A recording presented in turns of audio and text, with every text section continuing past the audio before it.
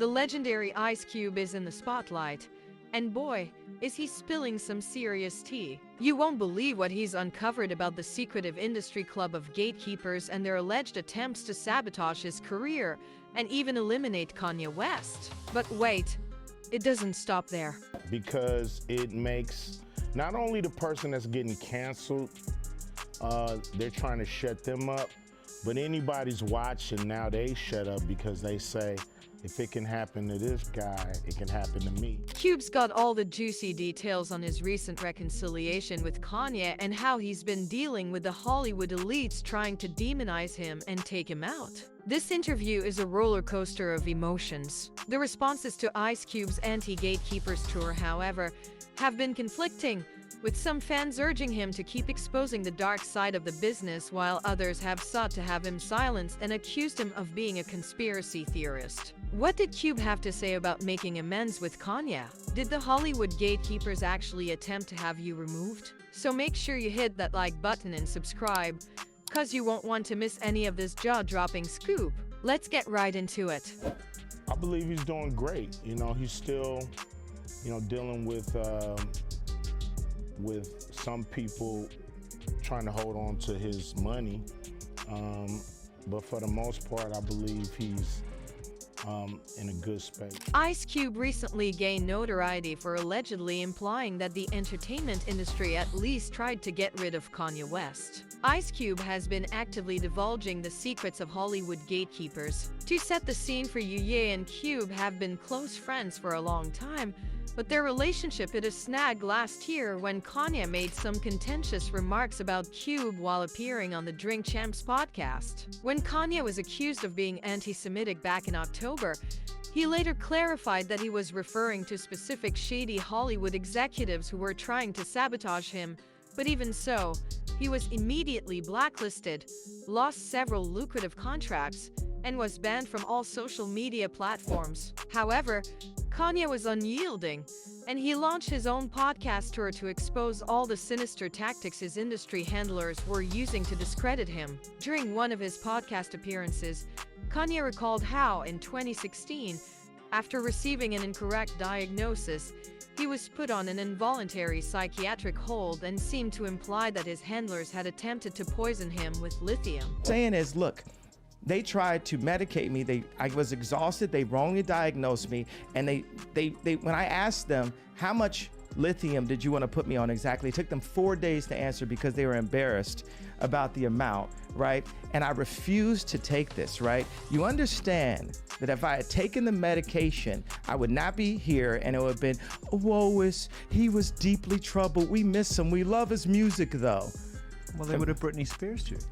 I mean, look. They would have Michael Jackson, or worse, yeah. So look at what they did. Look at what they did to Britney. When she went in, she was tired, she was exhausted, she was in a bad way. But 10 years of that medication wrecked her brain. You can see it now. You can see there's not much of her left. What's even more bizarre is that just one day after Kanye tweeted this, news broke that former 90 Seconds pop star Aaron Carter had drowned in his bathtub weeks after he had made these tweets. Later, Kanye claimed that the reason Aaron approached him was so they could talk about Harley, his former personal trainer who had threatened to institutionalize Kanye.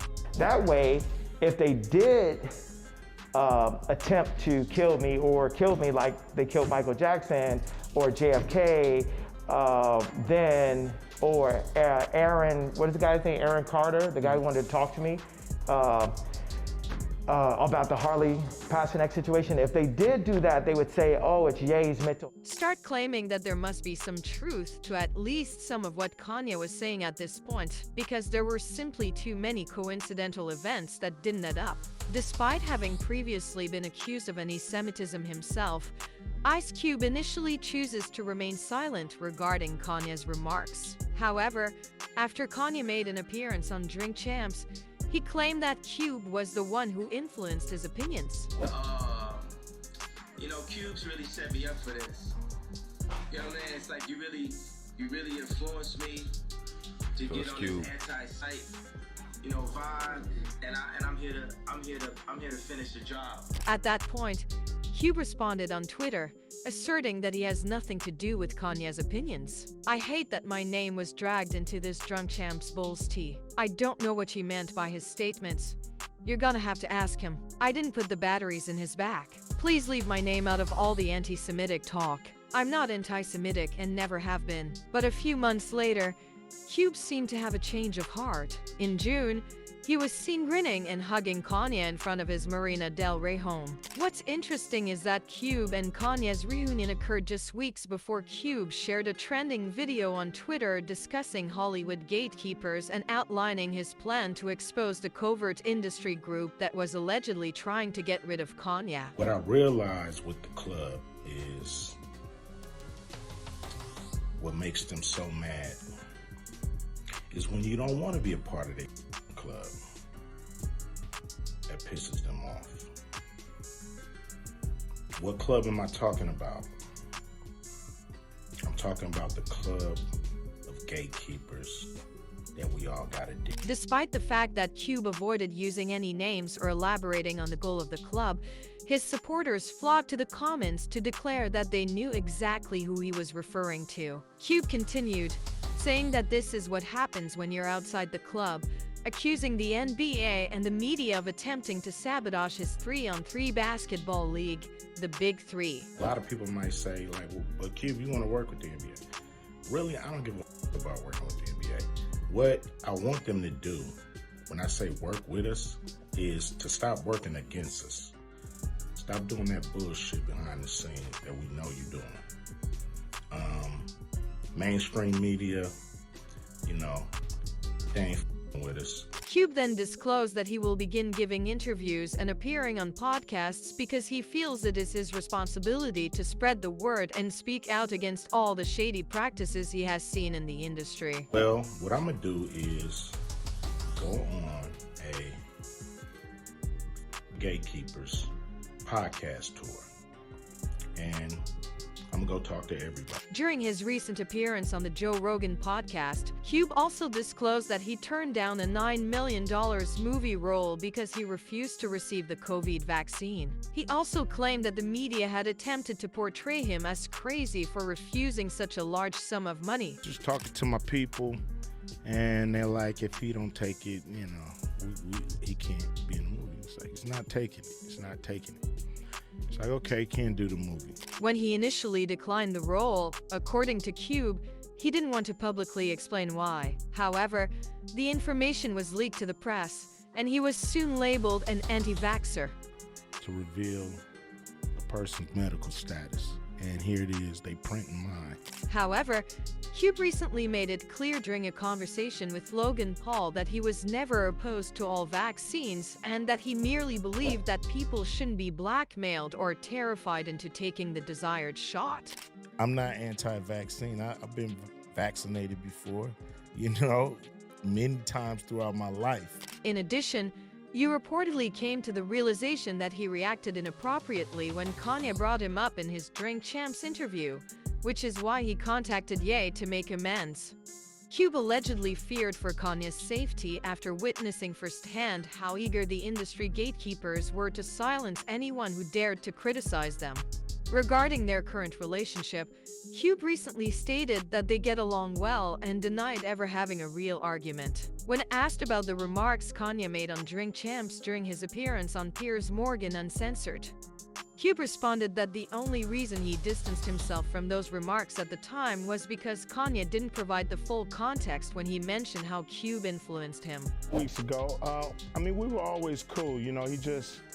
He spoke my name without really explaining what he meant, and I just really couldn't leave that statement out there without, he never explained what he meant. Also revealed that Kanye is still dealing with those same people who are apparently still trying to financially ruin him, despite Cube's claim that Kanye erred by generalizing a whole group of people rather than naming specific individuals who wronged him. I believe he's doing great. He's still, dealing with